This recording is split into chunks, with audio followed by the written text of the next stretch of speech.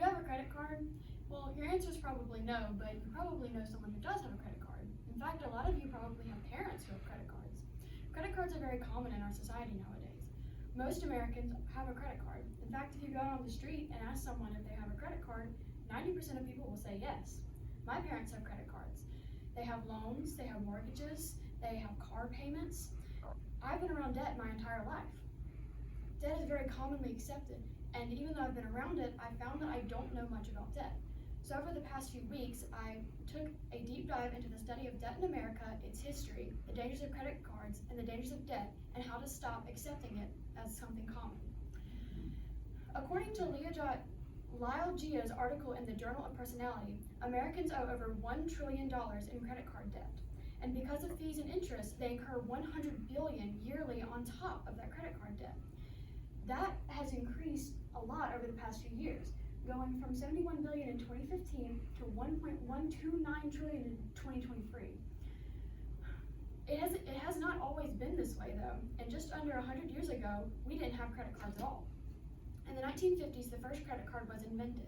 According to an article written by Nancy Shepherdson in the American Heritage, Frank X. McNamara is credited as the founder of credit cards. He worked at a credit company where he gave loans to people in the 1950s, and while eating at a diner, he found that he had no cash to pay for his dinner. So he hurried and asked if he could call his wife to bring money.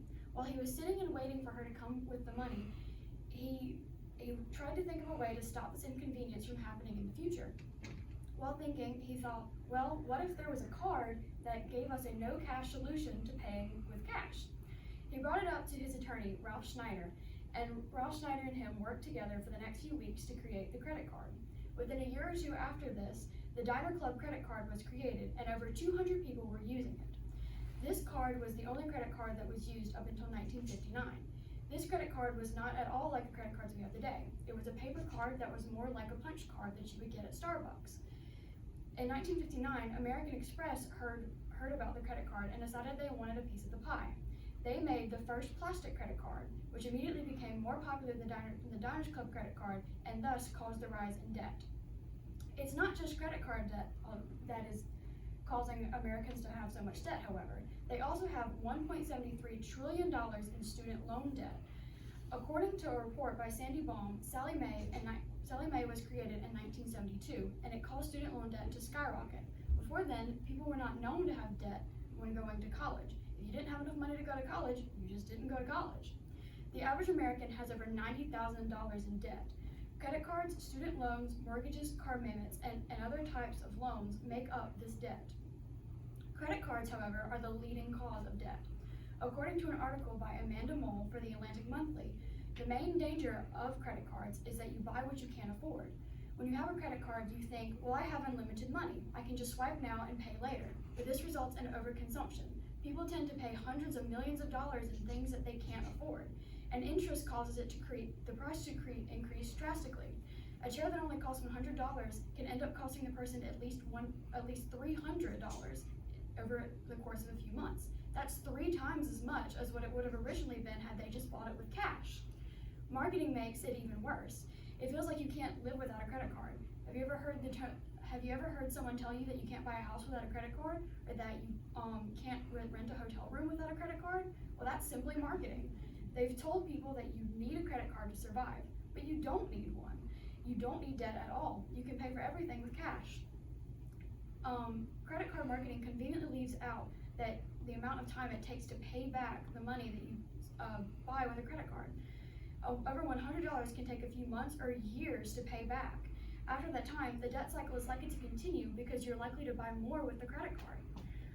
It also continues to market towards teens and young adults, which is an age group that is likely to buy without thinking. They market with free t-shirts, pretty workers, and they provide a very kind front to make people think that credit cards are not as bad as what they will end up being in a few years. They encourage minimum payments, causing you to spend more money in the long run.